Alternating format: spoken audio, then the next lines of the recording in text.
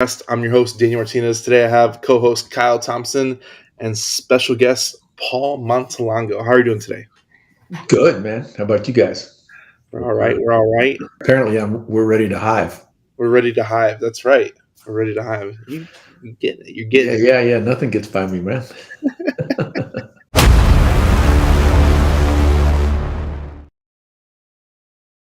So I always appreciate coming on the show. We met a couple weeks ago in Phoenix, and we're already working on a deal with your wife. So it's kind of exciting. Yeah, that's right. It's crazy how connections happen and you don't even know who you're going to meet.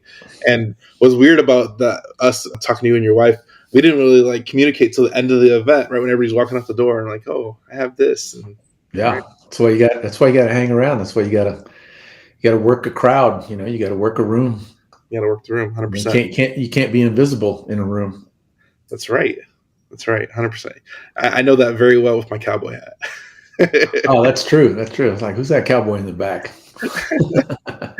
So for people that don't know you, can you give us a 30-second elevator pitch on who you are and what you do, and then we'll jump into the show? Sure. Longtime real estate investor. I'm from San Antonio, Texas. I've been investing since I was a teenager. Over the last 11 years, I've been buying apartment complexes and multi-unit properties. So our smallest property is 70 unit. Our largest property is 200 units, and we have everything in between. About $65-70 million under management. Currently, all of that was purchased in the last 2.5 years post-COVID, right?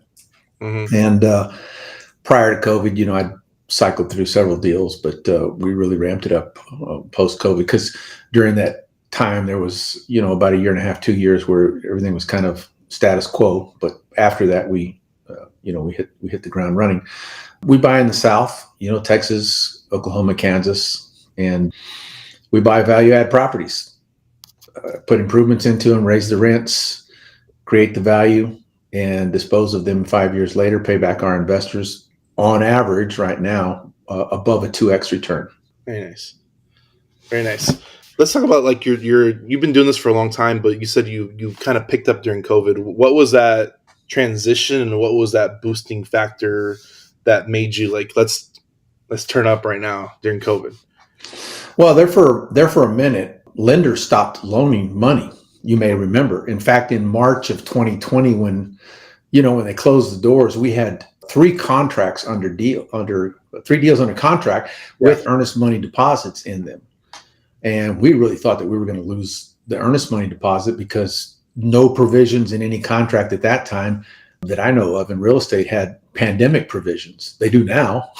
Kind of like after 9/11, they had terrorism clauses. Now they have pandemic clauses. And so there for a while, we were just kind of on a bubble. We did buy a deal during the pandemic, and it turned out to be a really good deal. But then as it wound down and society opened up more and people were moving now through jobs and our society became a more stay-at-home, work-from-home society, we saw more people being in apartment complexes and apartment units. And so we just, we went on a buying spree, and we have all these assets. In fact, I just submitted a third revision of an LOI this morning on a deal that we like, 174 units. So we'll buy a couple more properties this year in 2024. And we think that in 4 or 5 years, when we start selling off these properties, that hopefully will look real smart. That's always, we're going to look one way or the other. Let's put it that way. That's always how it is. Yeah. Sure. Paul, do you raise on a deal by deal basis, or do you have a set fund? These are deal by deal raises. It's interesting you mentioned that because we are contemplating a fund. It does seem like it's probably time for us to put together a fund, so we have more latitude, more mobility in acquiring deals. But as of this moment, they're all transactional raises. Yeah, they're a deal by deal. Yeah. No, I wanted to ask you. I didn't know about the pandemic provisions. That's the first I'm hearing about this. Can you cover a little bit about that? Like, if a pandemic happens, what provisions are in place whenever you're doing type of contract? Yeah, there's some language in these contracts now that say something to the effect in the event of a pandemic, then you can renegotiate or you can return your EMD or various things like that. They also have provisions in them that in the event that we don't have access or we're not granted access to a property, then that could either extend the due diligence period or cancel the due diligence period or replace it or something. During the pandemic, we actually did look at properties. And I recall going to properties and property owners, property management companies requiring that we sign a waiver for each unit that we walked in. So if we looked at a 60 or 70 unit property and we were going to walk all six, I sat there at a table and signed 60 waivers to go into these apartments. And that was not an uncommon thing at that time. And even then they restricted you. It's like only one person from your team could go in at a time. So, one person would go in, come out, the next person would go in, come out. And because when we go tour a property and we're inspecting it, we'll have 4 or 5 people from the team so that we have plenty of eyes on the property. So it was weird times. That is all day, sure. Yeah. Well, like I mentioned to you, the contracts that we had, or the deals we had under contract that got pulled. So technically speaking, it was not, there were no provisions in there like contingencies for lenders on those particular contracts. But since the lender pulled out because they had no longer had funds there for a minute, then it would have been a financing contingency clause that could execute it, but that wasn't a provision then. So yeah, you learn and these things get included in contracts now. So I have a quick question about pandemic. This is a good pandemic question. So I heard people that had like multifamily units or property management companies, they had pandemic assistance from the government. Did you have to deal with that? Sure did. Okay. Sure did. Was that a big issue or minor issue during the pandemic with pandemic assistance? It was an issue that we had to work really hard through. Okay. So on our properties, fortunately, we maintained a mid-90s occupancy ratio during the pandemic. Okay. That's great. Because just in normal times, you'd like to see a 94, 95, 96% occupancy ratio. Challenge was that there was a moratorium, and a lot of these tenants thought that moratorium applied to them. And in rare cases, did it actually apply to them, but psychologically it applied to them. It's like, there's a moratorium, we don't have to pay our rent. Okay, and that's not really the case. Okay. What was the case is that courts were closed down and you couldn't sue someone for eviction because there were no courts open to hear eviction cases. So what we did was we put our team on finding government money, municipal, city, state, federal money to participate in the rent. And what we discovered was, fortunately, unbeknownst to us, is that the actual payments from the government were a little bit better than market rent and the rents that we were charging. So if we were charging, let's say $900 on a unit, we actually got like $1,010 or something. So we were getting a little bit more than we were charging, but we had to put in the legwork. We had to literally sit down with a client or a tenant in the office and go, okay, let's open up the computer and let's fill in the blanks and we'll push the application for you, because a lot of tenants thought they didn't have to. So yeah, and from that we learned a lot. We learned that there was assistance available, and our properties were able to survive. Not only survive, thrive, because there was more money in rents than we'd planned. Yeah, I remember you talking about that at the event, that you were literally sitting with every single tenant doing applications. And what would you say?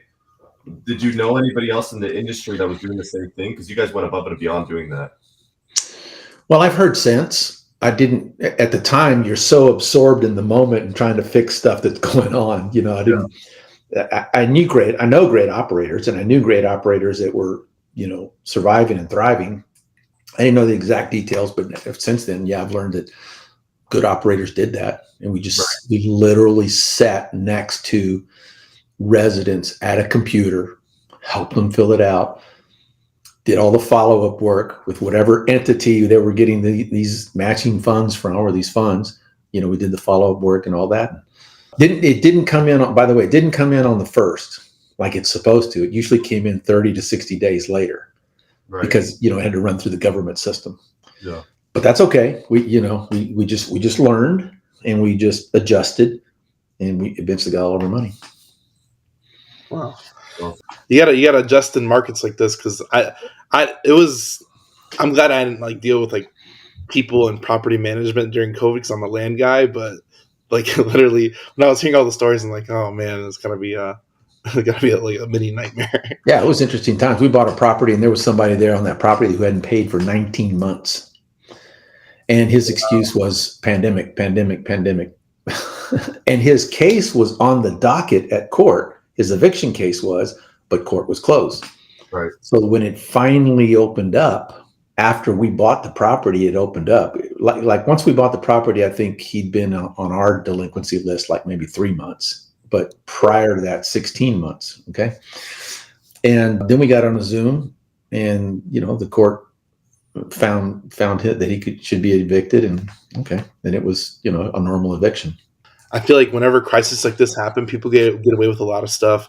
I heard a story where during 2008, like foreclosure crisis, that a person lived in their house for like 5 years without making a payment, and then they finally got like foreclosed on like years later, and they just ended up selling the house. Yeah. No, during 2008, 2009, 2010, I bought a lot of properties in the Inland Empire and in Orange County, California, because that was a hyper market. In other words, there were a lot of foreclosures. The values in California, as you know, were typically very, very high, but the values had been driven down. And so we went and bought undervalued properties, fixed them up, and we still resold them at a much lower price than they were used to. So, just random example, the house may have been worth $750,000, but at that particular time, with all the improvements and everything, we sold it, let's say, for $550,000. So buyers in California were going, wow, I can get a $750,000 house for $500,000. What a steal. And so there was no trouble selling houses, and there were plenty of foreclosures and pre-foreclosures available during that time. Yeah. So regardless, and this is all a mindset, I think, regardless of the times, regardless of what's going on in the economy and in the world, if you've got the mindset that you're going to adapt, and if you've got the mindset that you're going to make things happen, well, then you just go figure out the parts and the pieces, and you just make it happen. You're big into the mindset stuff. You said you have retreats for your own mastermind, right? That you do. I do. Like mindset stuff. Can you kind of talk about that and what you do for mindset and everything like that, your health? Yeah, well, I think it started with my own journey. I came from a home that was pretty middle America typical. We didn't have a lot of money and that sort of thing. And you were kind of told what to think and what to believe and what to know and how things are. Like, this is the way the world is, and so you better fit into this world. And then as I grew a little bit older, that didn't make sense to me. And I was like, there are people out here in the world that are doing things differently. How do I get involved with that? And then I began to learn that, okay, it's really between the ears. And I actually attended a Tony Robbins program back in 1994. Yeah, 94. And that was the first time that I ever really learned that you can orchestrate the things you think and create a life from the things you think. I'm like, whoa, that blew my mind. Who does that, right? And so it was new to me. And so then that set me on a path. And in our masterminds, we talk a lot about wealth and wealth mindset and the limiting beliefs that we all carry with us. From our upbringing, from our environment, from our religious influences, from our familial influences, from our friends, from our first employer. All of these are just influences that we just carry with us through the life. And if we're aware, and here's the main thing, Kyle, if you come from a place of awareness, like you're always thinking, you're always evaluating, okay, why am I responding this way? Why am I thinking this way? How can this be better? Is this a result of my thinking? Then you go to work on your thinking. And so in our masterminds, we deal a lot with wealth awareness, with mindset, with health and fitness, because everything's a reflection of everything. So if you're healthy mentally, you're likely going to be healthy physically, and vice versa. If you're healthy physically and mentally, you're likely going to be healthy financially and emotionally and relationally. So it's all holistic. It's all tied together. And if one area of your life seems to be suffering, well, then that could be a sign that you need to maybe pick up some of the other areas of your life so that it can pull this suffering area along, Yeah. And so, we deal a lot with that. And in my mentoring and coaching, I deal frequently with mindset. And I don't sit around beating people up, and I don't go David Goggins on people, right? Yeah. But we all need reminders, and so I'll remind somebody: is that real? Is what you're telling me real, or is that a function of your thinking? Right. Yeah, I'd say that you articulated that really well. So I agree. Everything is just it's almost like we make things up in our head. We make a lot of things up in our head. We make excuses up. We make scenarios up. We make a ton of things up that hinder us and they stop us. Would you say that Tony Robbins event was like your breakthrough, or would you say you had would you say you had a real estate deal that was your breakthrough to where you're like, I'm maybe thinking a little too small and limiting myself? No, that was my breakthrough, because at the time I was doing okay in life. In fact, I was doing quite well in life. And I had a relative come to me and say, you got to go to Tony Robbins. And I'm like, why? Well, because you'll make more money. I'm like, I'm cool. I'm good. Yeah, your family will be better. I'm good. Your health will be better. I'm like, I'm good. I was running marathons at the time, like everything, all these bullet points, right? This will get better. This will get better. This will get better. And I'm like, check. I'm good. And they're like, and plus we walked on fire. I'm like, what? I want to do that. So I initially went to a Tony Robbins program only to walk on fire. That was my sole purpose for going. I didn't care about all the other stuff. And of course, once you put yourself in that kind of environment and you get an opportunity to do some self-reflection, you're like, oh, the firewalk is just a metaphor. Yeah. The firewalk is just a thing that's representative of the rest of the way I live my life. And so that was really the first time. Yeah, that was in 1994. I'm about 100% sure. And that was the first time that I really ever thought, I did not realize that you could think about what you could think about. Yeah. Tony Robbins. Maybe I came late to the game. I don't know, but at least I'm glad I showed up. Yeah. Tony Robbins has been doing events before I was born. I didn't know he was doing events like that for that long. Oh yeah. Yeah. No, he's a lot of things. He's OG. He's the old school. Yeah. He's still out there, still doing it, of course, obviously. Yeah. Crushing it. And crushing it. And the cool thing is that, I've been able to follow him along, right? And see how his life has kind of evolved and twisted and turned and gone through its, different phases, and and how he's been able to help people by his example of, I don't think he's had a perfect life. In fact, I know he's not had a perfect life, so, I mean, who gets to describe perfect, right? Who gives that definition? But by that example, none of our lives are perfect. It's just a matter of, are you going to show up at the game, and are you going to put your full effort in every day, year after year after year? 100%.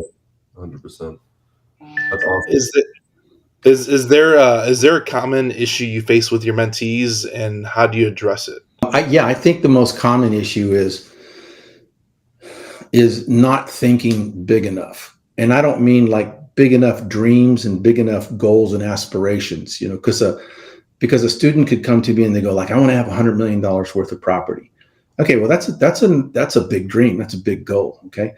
But the mentality that it takes to get there, like, who do you have to have on your team? Who do you have to partner with? Who do you have to collaborate with? Who do you have to affiliate with? Those kinds of things are always surfacing, like, how do we improve our circle and elevate our circle so that we can achieve those big things? That's the most common denominator, because the people that come to me, they already have big goals and dreams and aspirations.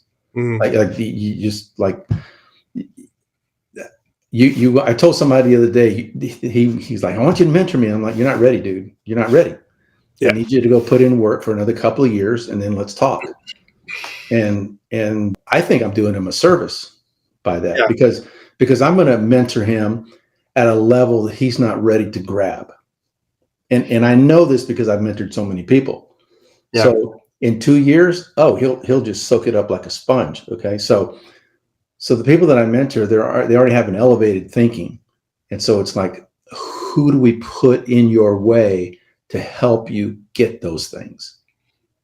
I 100% agree with that. I think some people aren't ready to receive the information, at that time, and time is the wisdom factor. Well, they may be, if I may, they may be ready to receive the information, but they're not ready to digest it and to do something with it. It'd be like me saying, okay, I'm going to train you to run a marathon. And tomorrow is day one, and we're going to start with 22 miles. Yeah. Like the chances of you being successful at that are slim and none. Okay. But if I say tomorrow we start with 2 miles, all right, and then next week we move to 4 miles, etc. Now these chunks can be digested. Yeah, they're manageable. This is good. This is good stuff. How many do you do? Like a certain amount of coaching students per year, or do you kind of rotate people out over year, or month over month, or quarter over quarter? It varies. I don't have a set number. Okay. I think with what I have right now and what I've done the last 12 months, it's probably my most measures. It's not many. It's less than 50. It's probably in the range of 35 to 40. But they get a lot of my private time. They get my my personal mentorship, and that's more for me, really. Yeah. For me to feel good about what I'm doing for somebody and with somebody, instead of handing them off to a coach or handing them off to a to a virtual event or handing them off to a series of videos. I want to be involved. You become a better coach and teacher when you take a lot of things more hands-on personally, because it actually molds you to become more not professional, but you recognize problems and errors faster because you're sharpening your skill at becoming a better coach. No, that's exactly right. And the things that I share and teach and mentor on, I'm either going through those myself, or I've been through those recently, or in the not too distant past, they were a very intense event. Yeah. Right. So I frequently, I always will, with my students, I'll say, okay, this is the deal I'm in currently. This is the phase I'm in currently. And so this is how we got here. You're going to be here soon. So this is what you need to look out for. So I do teach from experience. And you are correct that the more I teach, the sharper it keeps me in my world, in my business world. Yeah. That's crazy. One thing I when I heard you speak at the Phoenix event was you're very diversified in your purchasing. You want to talk about your what's the word I'm looking for? The dock? I don't know the marina. So I can, you can say I'm diversified, but you can also say I'm not, because I have one overriding metric, and that is multiple checks. Okay. So if you do a flip, you buy a flip and you fix it up, that's one check. You buy a duplex, that's 2 checks. But if you go buy 100 units, that's 100 checks a month. Yeah. So my first transaction was a marina back in 2013, into 14. And it had 115 boat slips and it had 24 RV spaces. I removed those 24 RV spaces and I put in 38 tiny homes. So that gave me 153 streams of revenue just off those rental spaces. And then we had an event center and we had boat parking in a lot, and we had some storage, and we had Airbnbs, and then we had, I had motorcycle rally there. And so we had all of these various streams of revenue that were always coming into the property. At one time I had 13 different streams of revenue going on at the same time. So that's when I really learned the power of multiple units. And so then I started buying apartment complexes, and now we're developing a storage. And so at the moment we're around 1,150 units. And so that's 1,150 checks. And then, by the way, in an apartment complex, you have the base rent. That's one stream of revenue. And then you can add on some other things, as you guys know, like your pets and your pest control and your parking and all those little things that apartment complexes add on. So now you take one apartment unit and it alone can have 4 or 5 streams of revenue. So you see the multiplier there, and how it diversifies you and how it also mitigates your risk. Because if you have 10% of your people leave, you still have 90% income coming in. So that made sense. That made business sense to me. I've been hearing a lot of value add propositions for multifamily of adding a TV internet package. Have you delved in that yet? Sure. We've done all of that. Yeah. How do you set up? How do you set up those packages? You just reach out to the service provider. Yeah. There's a couple of ways. First of all, there are vendors that do this, that will do this for you on your property, or Okay. you can go buy the components and have your maintenance staff put it in, right? So, and there's some value there. We have one property that has what do they call it? Fiber. What do you call Internet, it? fiber internet. Yeah, but the high, whatever it is, stream. Yeah, fiber internet. Yeah, it's Okay. gigabyte speed internet, I think. Yeah. It's a Class A property, and it's got Star Wars internet in it, right? So, so we can charge extra for it, right? So, and that was put in there by a service provider, and we took over the property, and so we can charge for it. So, yeah, there's just those kinds of things. You take a look at the market, what the market needs, what the market demands, what the other properties comparable to yours are providing for their tenants, and what your competition is, and then you make a decision. Do we want to add that tech package or internet streaming package to our rent as an option or as a base rent? Yeah. Were the marina deal? Didn't you had to raise a certain amount of money in a quick period of time, right? I did. So that was my very first deal, multi-unit deal. I've been flipping houses forever. And so part of the deal was I had to raise $1.4 million. And man, I hustled for months and months and months and raised absolutely zero. And then we reached out to a guy that had been in the space for a while, and he raised the whole $1.4 million in 9 days. And I'm like, whoa, okay. So it is possible. Right. There's a great example. And how did you do it? And so he taught me, he mentored me, and now we have a pretty good system for raising capital on our deals. Yeah. Awesome. But first of all, I had never owned a marina. I had never even owned a boat. I still have never owned a boat. But one morning I woke up and I had 115 boats, right? And a week after we got the place, a snowstorm came and crashed 6 of the docks and all the boats under them. And, that was my welcome to the marina business. We eventually fixed all those up, of course, and then we monetized the place. But I think that's been a characteristic of my life. If I look at my life, I'll go like, okay, what business did I have getting into a marina? I had no track record. I had zero track record. Zero. And, but I had business experience, and I had personnel and management experience from the businesses I had owned through my course of my life. So I thought, okay, I can apply those.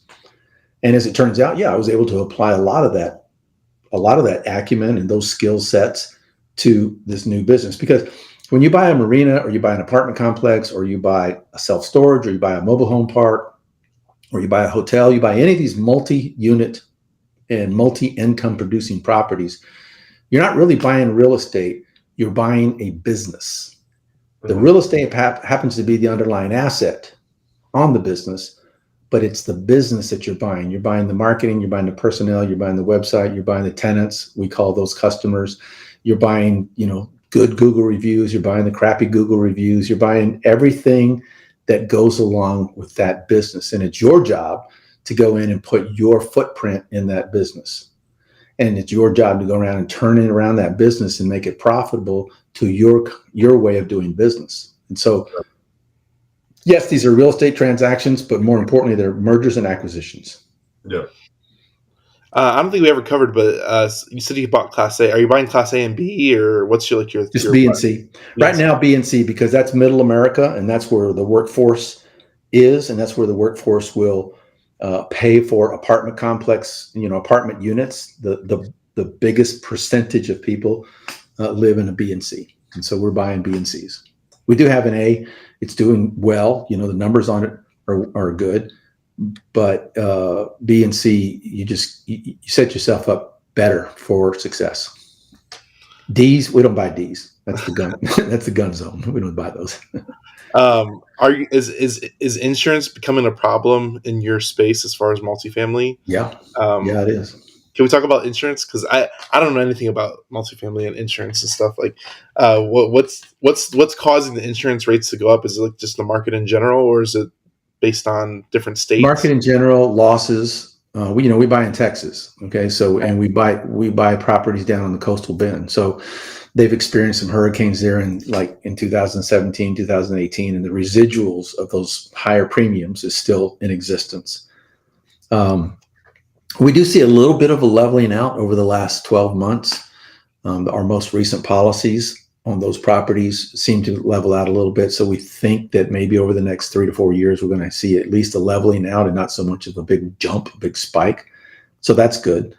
And the other thing is when we evaluate a deal, okay, insurance is an expense. Yeah. It's none of us like it. It's like taxes. It's like property taxes. It's like property management. It's like employees. It's an expense. So if you factor in the expense, you know your cost, and you factor in the expense. You write a business plan to factor in the expense. Okay, it's an expense, and you just cover it, and you make an offer accordingly. So this is what's happened in the market. Sellers, sellers are selling because they don't want to be faced with the new and updated insurance premiums. Okay, I get it, but you don't get to pass that on to us. You don't get to pass that fear on to us, right? We'll make the evaluation of what really is. Like, you're not going to absorb that risk. So, okay, we'll absorb that risk, and as a result, we're going to pay accordingly. Right? So there's nothing fancy about it. It's a straight business evaluation. That's good. That's good. So is majority of your units in Texas? Yes. What markets? Corpus Christi, San Antonio. Our partners have some in Austin. Okay. And then we go up to Wichita, Kansas. Okay. Yeah. Okay. And you said you're looking to buy right now. You're currently buying. What's your end buy? Because this is June right now. So how much are you trying to buy this year in this fiscal year? I'd like to buy at least 2 more units, 2 more properties. And those properties typically are 150 to 200 units each. Mm-hmm. So we have one that we think we're going to get. So it'll close this year, obviously, and then we'll get another one on top of it. We like to have all of our buying done by November. Okay.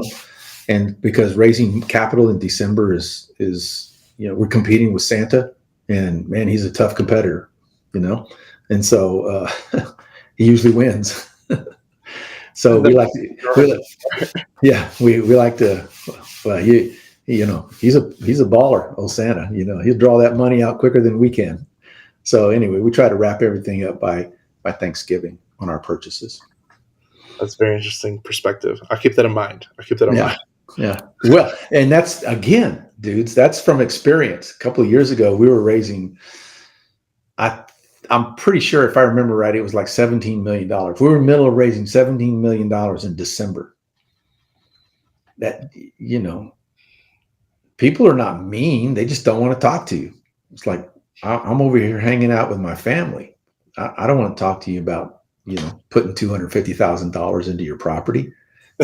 Talk to me in January. Right. So, that's just a learning experience there. Very interesting. How are you raising capital right now, currently? Mostly through retail investors. Okay. So the majority, by far, of our investors are business owners. Trucking companies, physicians, meatpacking companies, roofing companies. Let me think what else. Technology companies. So they're business owners in their own right, and they understand that their surplus cash needs to be invested in real estate, but they don't want to do the work. Yep. So they turn to an experienced operator like us, and they go, okay, here's the investment. Go over there and manage the property, send me my returns, and I'll keep making money the way I make money. You guys handle the real estate part. Like, okay. We are working with some private equity groups now So we're courting them, and we're working with getting them to invest in our properties so that we can have larger checks and fewer investors. That's a process. That's a work in progress. That's a relationship building process. And so we're actively involved in that right now. And we think it's going well. Yeah. Well, yeah, you got to leverage the track record and continued business in the future. And you do. Provide that insight. Like, this is where we're going. This is where we're going. Yeah. You do.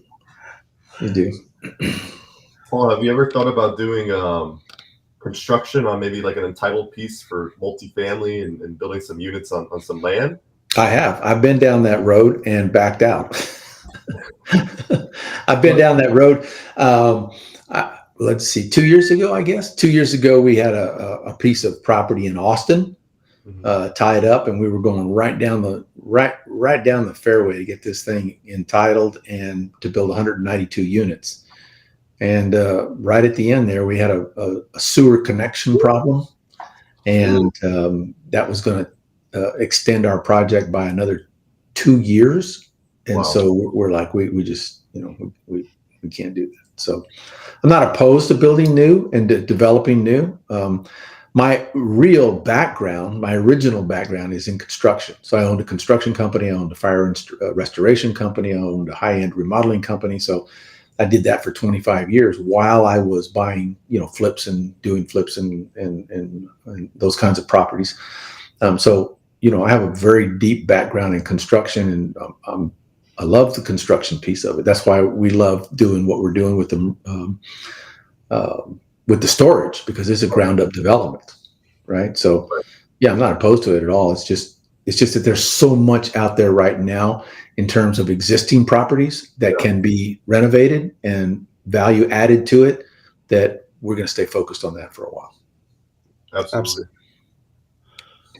What does your value add proposition usually look like whenever you're value adding? Is it like a rent increase? Is it remodeling? Because I know if you're buying older units, especially Class B and C, you got to fix up you got to do a bunch of make readies on units. Yeah. So listen, if you're in a multifamily space out there right now, here's your master class. Okay, here's your free master class. Hit me. I don't know about it. When we evaluate a property, we're evaluating for one thing, and that is missing rents. Oh, okay. So does the market say you can charge $1,200 for that unit, but you're only charging $1,000? Mm-hmm. All right. Verifiably, does the market say you can charge $1,200, and are you only charging $1,000? As an example. All right, that $200 gap there is our opportunity. Mm-hmm. Because that $200 gap is not just one unit, it's the 100 or the 150 or whatever. So that's our opportunity. The other things that we talked about earlier, the other income, the dogs and the tech package and the parking and all that stuff, we do not evaluate on other income. Okay. We only evaluate on what's called loss to lease. So the unit is losing money because it's not reaching its potential lease value. And then that's how we evaluate a property. And then secondly, we look at the expenses. Are the expenses upside down? Are the expenses out of whack? And if they are, that's perfect opportunity for us, because day one, you can fix expenses. You can't fix leases day one. It takes a 12-month staggered period to fix all those leases that are going to come due, correct? Right. But expenses, you can pretty much start slashing the minute you get the keys. So those are the two things that we really, really evaluate heavily on a property. And you're selling me a property and you're telling me that it has a $200 upside, and you're also asking me to buy the property based on that $200 upside. I'm not buying your property. I'm not paying you for work you didn't do. That's my money. That's my opportunity. Okay. So that's how we're evaluating properties. Now, in 2019, 2020, and parts of 2021, operators were valuing property and buying property based on the pro forma, based on what they thought it would, get in years coming. And there is an element to that, but properties were being bought strictly on properties were being sold based on pro forma. And that's how a lot of operators and a lot of owners got caught in the current crisis that we see in the apartment business. So I'm glad it's where it is right now because it feels very old school. It actually is just like when I was originally trained. You're negotiating, you're establishing a value, you're selling me a property because you created a certain amount of value for it and nothing more. And I'm buying it based on that value that you created, and I'm haggling with you. And that feels very cool and very old school to me. It's kind of funny because people that buy out performers without actually doing their own homework just because they could raise money, like they're getting washed out. I've heard so many people losing their apartments recently over the last 12 months, and it shows that the steady, tried and true always wins the battle. Yeah. Well, the tragedy there is the investors are losing.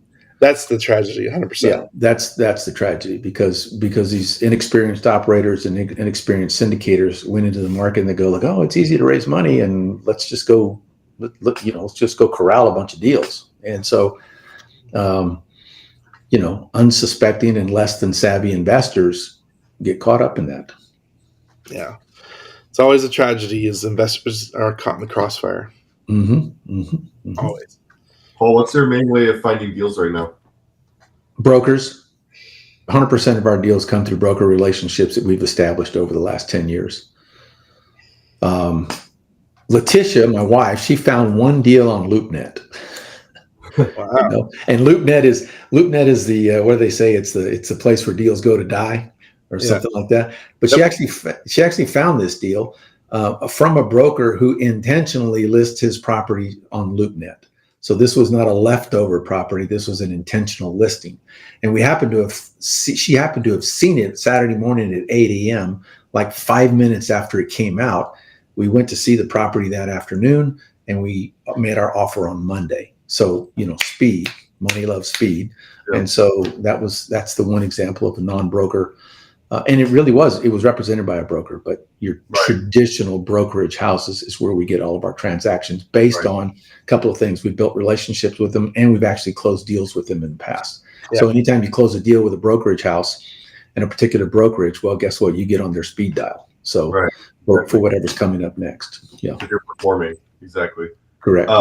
I love how you said time kills deals. Can you talk about a scenario when time killed something for you, killed a deal for you? Every day. There's so many deals. We have a deal tracker. And in 2023, I know we evaluated over 400 deals. Okay. Right. So we put in offers on about a dozen. We got 3 because they just weren't penciling in 2023 because of the crazy debt market. Yeah. And we bought 1. Those other 2, the sellers backed out. But guess what? They came back around last week. So 4 months later, 5 months later, they came back around. But the question was about, deals I lose because money loves speed. And, those deals, those transactions probably could have been taken down had I had all of the capital already, raised, spoken for, committed. On those deals where I could go produce evidence to a seller. Hey, listen, I've got my capital stack ready to go. Right. Let's go. Just don't pay attention to those other buyers. Pay attention to me because here's the evidence. Right. And that's why we're towards the fund side of things. Correct. Yeah. That's gonna solve those kinds of things. And as it is, we since we're raising on a transactional basis, on a one-off type kind of basis, we can put together the capital stack on a one-off basis. I'd like to be able to put together the capital stack on multiple deals at a time because we have the capacity internally, management-wise, to handle multiple deals. We just continue to grow the capital raising part of our business. How big is your team? And I'm sure you do in-house management too, right? We do in-house asset management. We do in-house construction management. We do third-party property management. We think that if we buy another 500 to 600 units, we'll probably go internal. On a property management, that's when it seems to make sense. But up until then, we'll use third-party management. We have two asset managers. We have underwriters. We have, of course, Leticia. She does the branding and the investor relation part of it.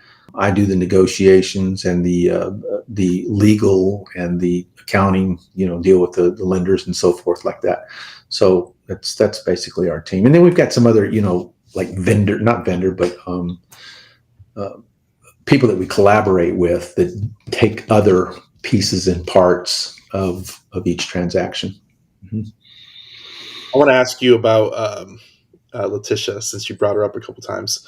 How has Leticia changed your business as a whole? Oh man, you're going after it, aren't you? I'm digging in. I'm digging in with the shovel. Well, I need to know if this is being recorded. First of all, I'm just kidding. We are being recorded. Well, so before I met Leticia, okay, the story is we've been married 5 years. In fact, next month we will be married 5 years. We met and we got married in 10 months. I'm trying to get you some points here. Yeah, I feel you. All right, we're going there, and it's the best thing that's ever happened to me. Thank you for asking. So, how does your relationship with Leticia? You kind of mentioned it a few times. How does that affecting your business as a whole? I'm trying to get you a few bonus points here. Yeah, appreciate the wingman here. Okay. Yeah, no, I mean seriously. So Leticia and I met 6 years ago. We've been married now 5 years, and the two of us, each of us, were single 13 years prior to that. Okay.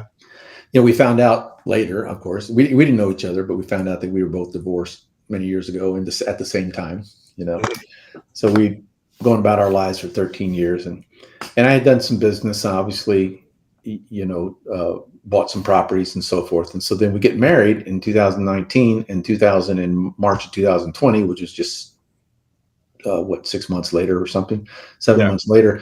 That's when, the world shut down, the pandemic. So during this time, I'm doing virtual mentoring with about 28 people. I'm meeting every Tuesday morning. I'm teaching them multifamily. And as I mentioned earlier, we did buy during that time. And she overhears and she's like, tell me more about this. And I'm like, well, I explained to her. She sits into the classes. She learns to underwrite. She learns the principles of what we're teaching. And she goes out and she finds the first deal. And so as it turns out, 16 months later, we sold that deal for a $2.5 million profit.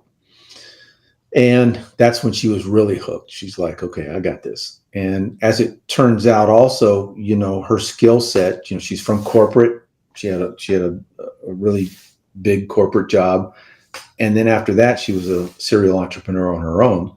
So, she's been a driving force to me. And it's funny you ask, because we're going through like a branding sessions right now with a coach that we've hired about how do we really crystallize our message. And one of the things that we keep coming up with is that we're demanding greatness from each other and we're demanding greatness from ourselves.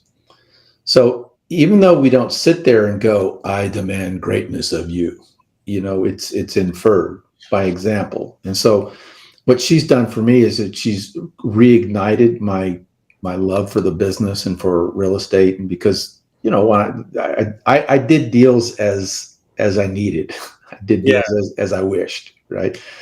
And now we have a plan and we have a target and we know how many doors we want and so on and so forth. And so now there's a discipline to it that she has really refired up in me. And so, I appreciate that. And because the main thing is when I got really, really in touch with, who I am and what I want for the remainder of my life, it's like, I want to be relevant. Like I have skill sets, I have experience, I have know-how. And so to let that just die on the vine or to let it go unused, I believe would be wrong of me. Yeah. So it'd be wrong of me to our family. It'd be wrong of me to people that we teach. It'd be wrong of me just like cosmically not to maximize everything and all the abilities that God has blessed me with and the experience that I've been blessed with through the course of my life. No, I think it's really important. And I've noticed you, especially you in your stories, that she was it was a trajectory pivot point in your life. Yeah, for sure. 100%. So I always like making the importance of your relationships in business and personal life, because it can really change your trajectory in a good or bad way in your business life. Yeah. Well, I needed to meet and marry my match, or better. I needed to marry up, right?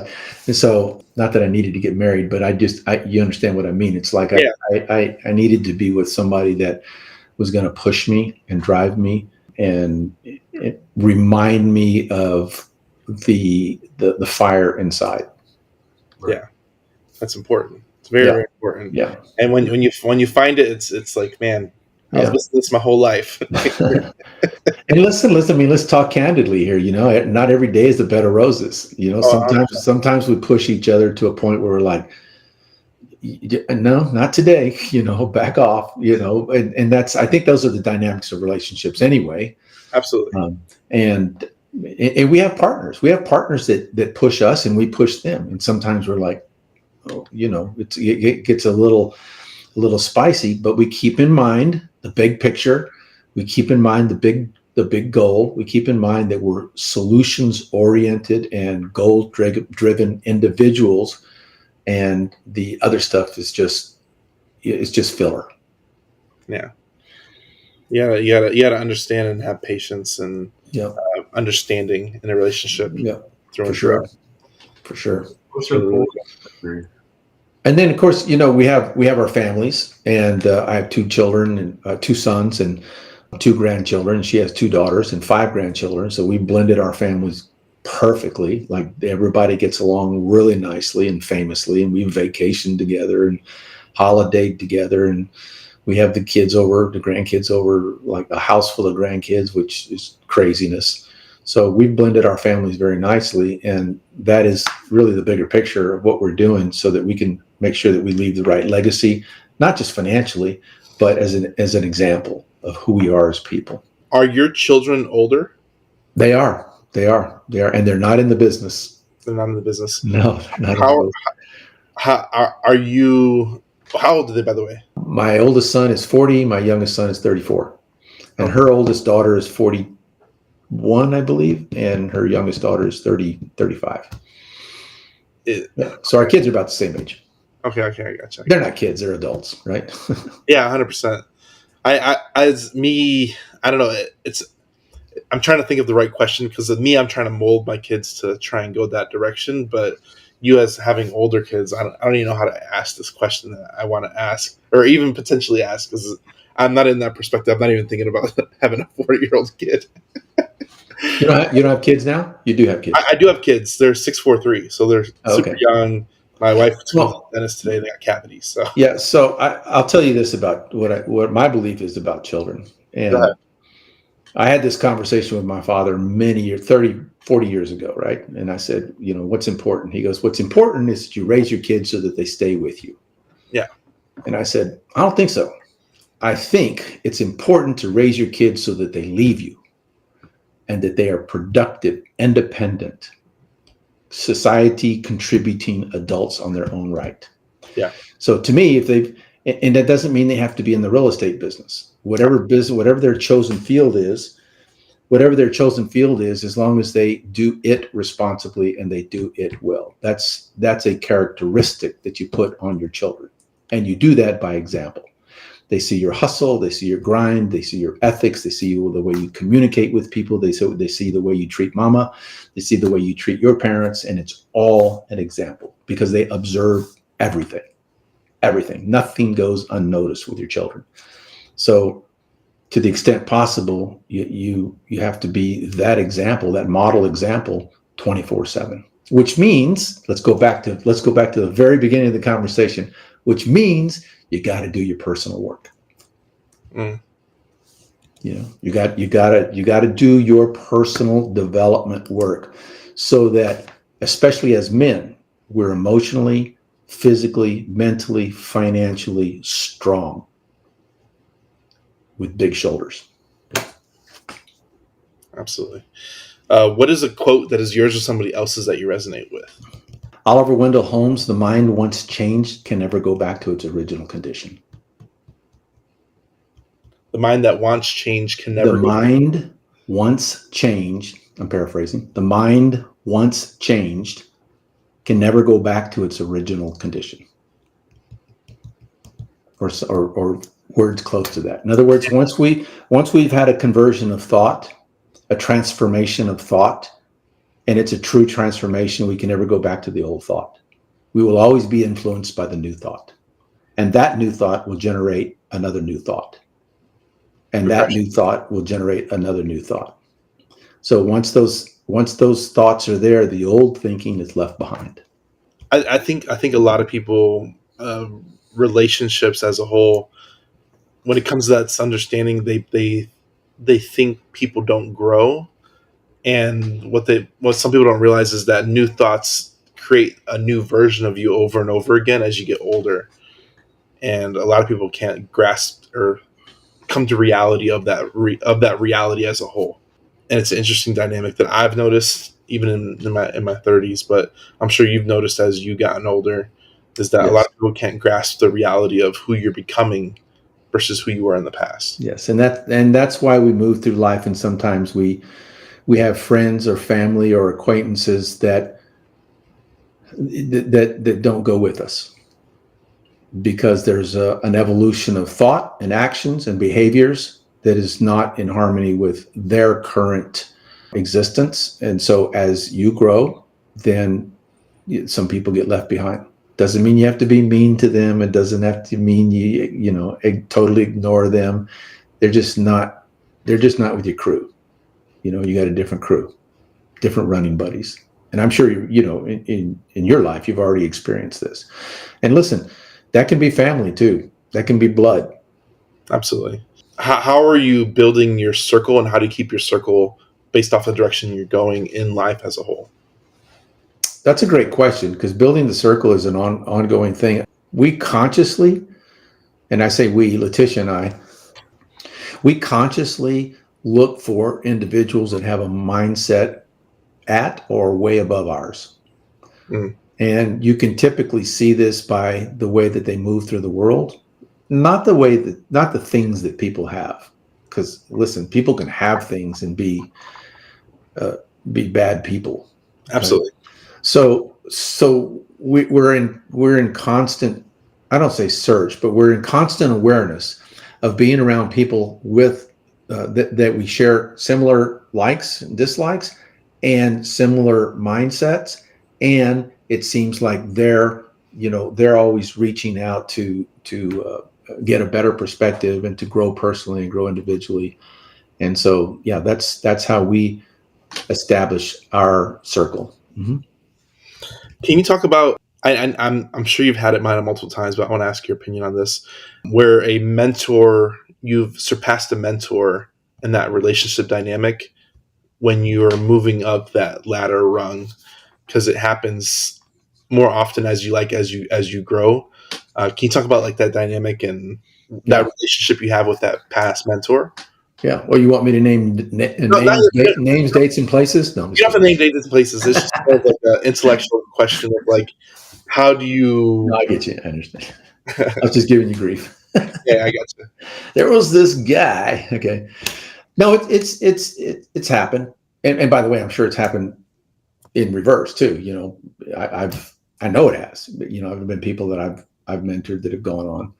So I'm thinking of a couple of examples in my head internally, and we still have a good relationship, a very good relationship. And I have acknowledged these people publicly that they were mentors to me. Absolutely.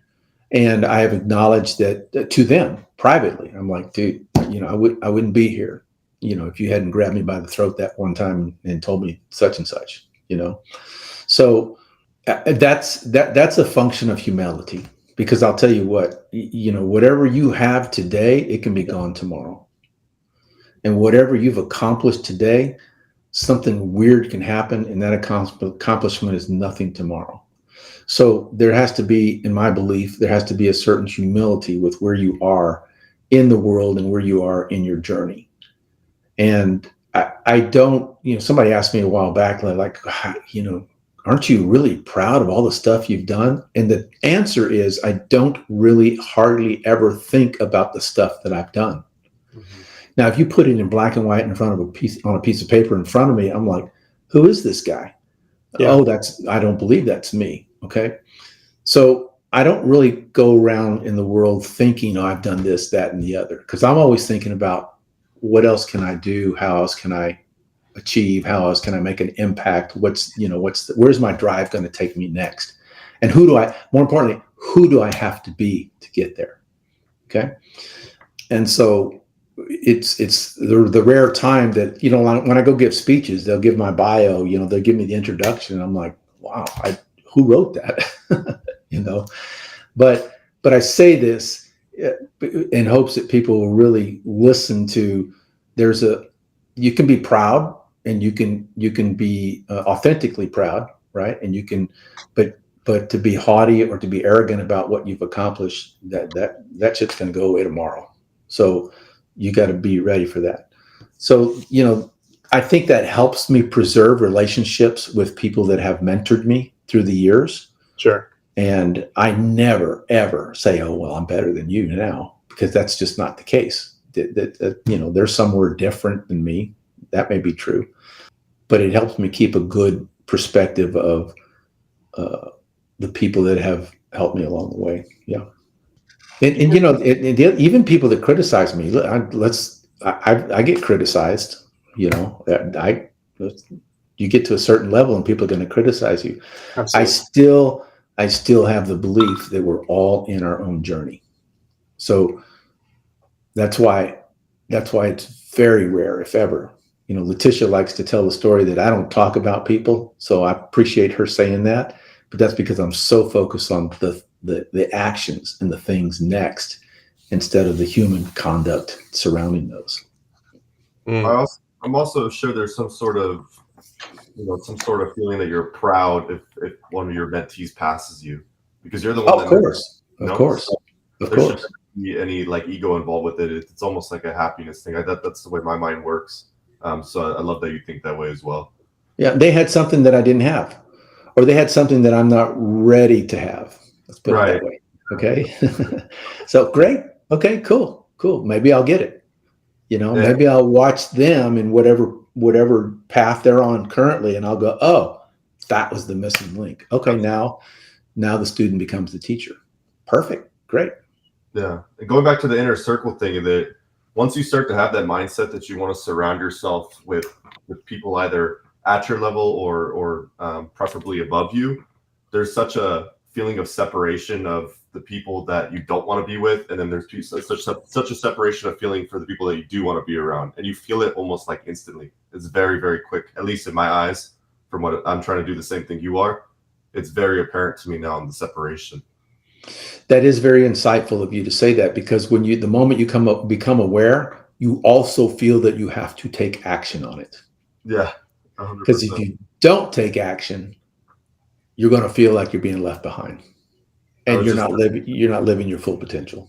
Exactly. So, yeah, there's putting yourself in a place where you are around people that think bigger, are happier, are healthier, are more relational, those sorts of things. What's wrong with that? There's no downside to that. Yeah. Why are you around people that are bringing you down or don't believe in your dreams or don't want to go with you on those dreams? So yeah, I understand. Right.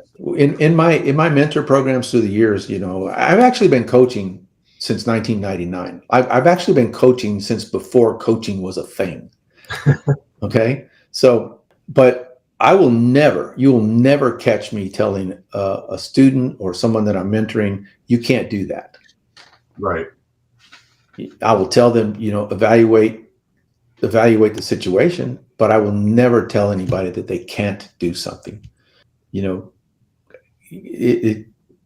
That's not for me to decide. No. That's for that individual to decide. Can you imagine telling Elon Musk, what? You can't blast a rocket ship up into space. Give me a break, dude.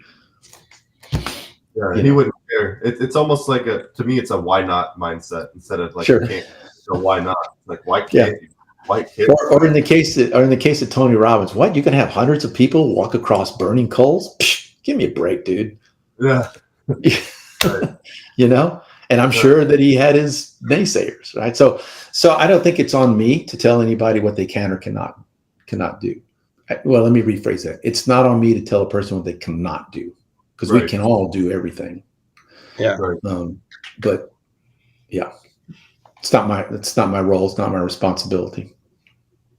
Paul, have you used creative finance in any of your deals before? Yeah, from time to time, we'll do a bit of a seller finance. Now, in our world, the kinds of properties that we buy, they're not real candidates for seller finance because we get agency loan, and the bulk of the loan is with agent. Bulk of the debt is with agency loan. But occasionally, there'll be a small piece that a seller will carry for a little bit, just so that we can get over the hump and get to the closing table and get their property from them. We've done that several times. We've actually had a couple of sellers, let me think, two. Yes, we've had two sellers reinvest back into the property that we bought from them. They liked our team, they liked our business plan, they liked our projections for profits. They had a little bit of emotional ownership in their property, and so they asked to come back in. We're like, yeah, sure. So they came in as a limited partner. So that was kind of a cool thing to see happen. It's since we're dealing in this bigger world, it's a little bit tougher to have a lot of types of creative financing. Yeah. So the creativeness comes in the equity and in any kind of bridge debt that might need to take place. Right. Yeah. So in the cases that the seller carried, it was more in a second position. Second position, they got paid off usually within 60 to 90 days. It was just, like I said, just to get us to the closing table and get our transaction done. Here's part of the masterclass again. You ready, Daniel? So anytime you have a property under contract, until you actually close, and you guys know this, until you actually close, you are at risk for not closing, and you're at risk for losing all of your pursuit costs, your due diligence costs, your legal costs, your EMD, all of the things that it takes to play poker at the table. Yep. You're at risk for losing. So the sooner you can get to the closing table and sign those documents and take the keys, the sooner you can mitigate those kinds of risks. Absolutely. So sometimes we'll work with a seller to get to the table quicker so that we can have the keys, begin the operations, and then we take care of those people. Absolutely. Where can people find you online? I got montelongocapital.com. I think this has been a great episode. Any final thoughts and your final pitch to where people can find you online? This has been cool.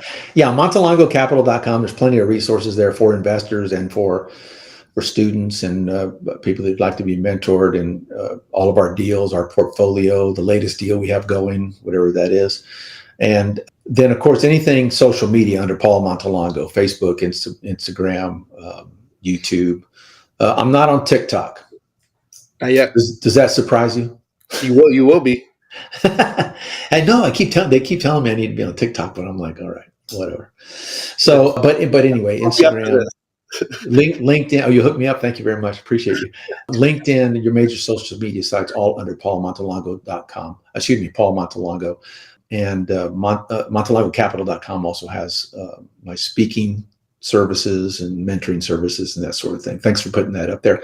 And the other thing on all these sites, I post plenty of content. I post free educational stuff, tips, strategies, things that we're doing. You also get to see behind the scenes a little bit with the lifestyle that Leticia and I live, and how we're always very active and very engaged with our family and with friends and in social things. And we really, really believe and try to live a holistic life in terms of business, health, fitness, emotional well-being, material goods, those kinds of things. Yeah. Absolutely. For everybody here, go check them out, montelongocapital.com.